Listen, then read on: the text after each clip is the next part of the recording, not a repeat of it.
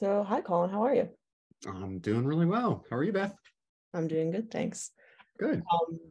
I watched Linoleum and absolutely loved it. But I want to know where'd the story come from?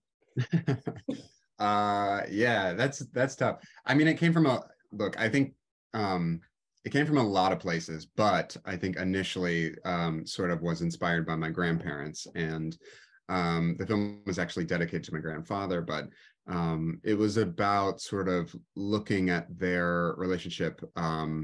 They fell in love, in high school. They got married and were together all the way up until a few years ago when they passed away. And it was, I don't know, just sort of like I was always very sort of like I always kind of loved their life. Like they were antique collectors and tinkerers, and their house was just full of junk. And there was something about it that like kind of this idea of like building a life together almost, like through time.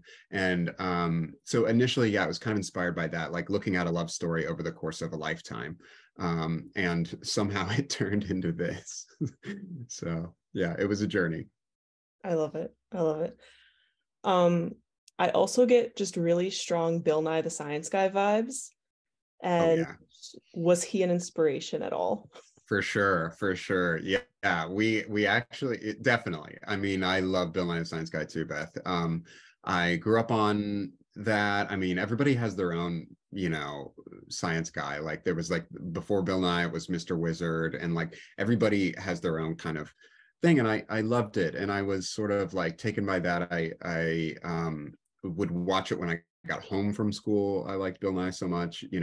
It was one of those things. And like I always like to say, like I kind of grew up in a house of science. Like my mom worked for big tech and my dad was a computer scientist, mathematician. And Oh, cool. so that was always kind of around, and so I always kind of had that those kind of like ideas were always floating around. Science was always in technology were always kind of like a big part of our growing up. And so yeah, it's funny because Bill Nye, I think, was at South by Southwest when we premiered, and I kept trying to find him. Like I kept asking everybody, like, do you know where Bill Nye is going to be? Like whatever. And I never was able to catch up with him. So maybe one day he'll see this, and hopefully he'll want to talk to me, because I would be thrilled just to be able to meet him. So Oh my God, that would be a dream come true for sure.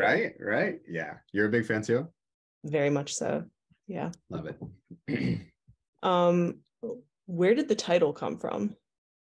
Yeah. So the title is essentially about like bringing the fantastic to something so mundane. And that idea of linoleum, like uh the basement set in the movie, the basement where Cameron keeps all of his, sort of science gear and all that, kind of like his all of his sort of hobby stuff, um ended up being what we called the brain of the movie, because we used all of those like props and things in other parts of the movie kind of spread out. So because those, not to give too much away, but like that ending, where everything is kind of like triggering his brain to recollect these memories.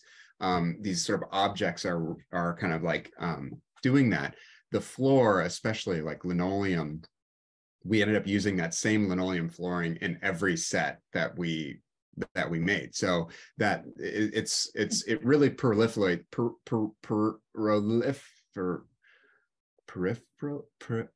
wow, proliferates the whole movie. And I think also this idea that like that sort of speckled linoleum pattern sort of looks like the cosmos, but it's like down here instead of up there. Like I really like that idea conceptually. And I think the way in which the title immediately makes you start asking questions, I think is like perfect. It sort of gets you in the mindset of Cameron like right away. So That's awesome. I love it. I love it.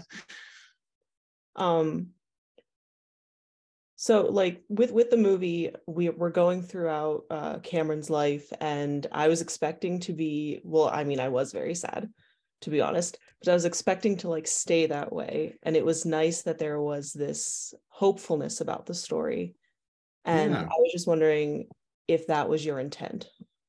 of course. Yeah. I mean, look, it's like the film is, it comes down to it. It's sort of about dementia and this sort of like loss of memory, and that continual sort of degradation. And then, it's interesting because there are some other great films about this same thing, like Still Alice, or, where, but they're told sort of really melancholic, and in a way that, you really see sort of that side of that sort of darker side of that condition. And I think, with the film, like my grandfather had dementia in his later years, and sort of watching him perceive his own reality, and trying not to discount that that has value too, was important to me. And I think like this idea of hope, in that even if you don't remember something, doesn't mean it didn't happen. And I think trying to make like that, trying to bring that hope into that kind of world, I think, and sort of seeing the life as a full life rather than just the last 2 or 3 years, was integral to the story too.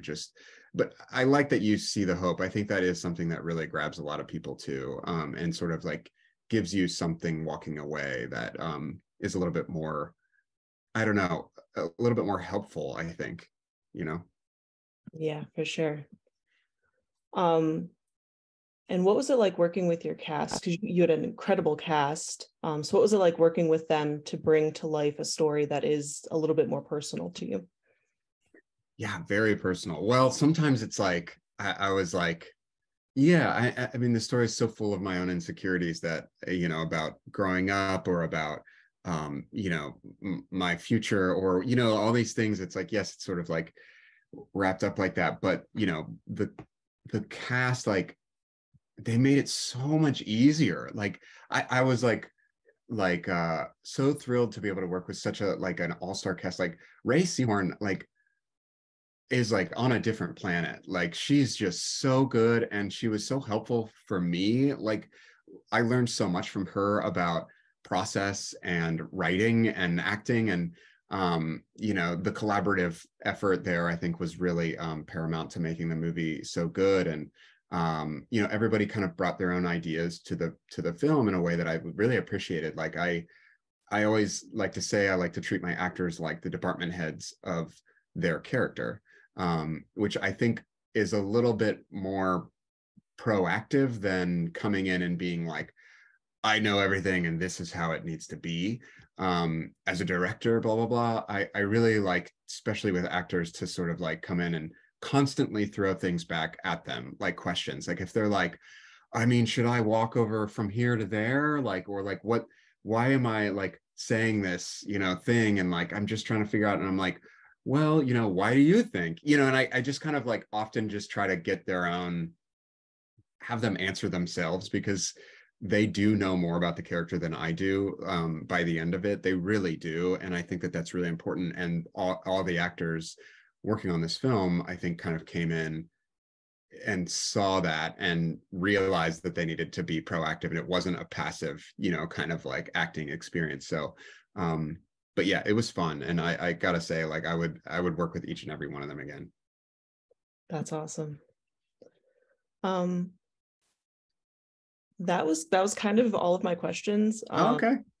You Cool, answered that. a few of them, like all with one answer, which I was Yeah, like, I kind of blab and blab and blab sometimes. So sorry about oh, it's all good. that. It's all good.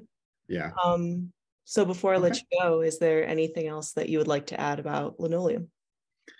Um, Not really. I mean, I'm very sort of like, I don't know, I'm just very like grateful to the cast and crew, I think. And that's always so important to me, is like, it's really not like, get to sort of talk about the film and be almost sort of like, the kind of face of the production or something like that. But I'm so indebted to the cast and crew, especially the crew, that just sort of like put in so much time and effort. And I think they often go like kind of less seen, and I don't want that to be the case. So but I'm excited because we're all meeting up and having like a big sort of like crew viewing party when the film comes out, you know, next week.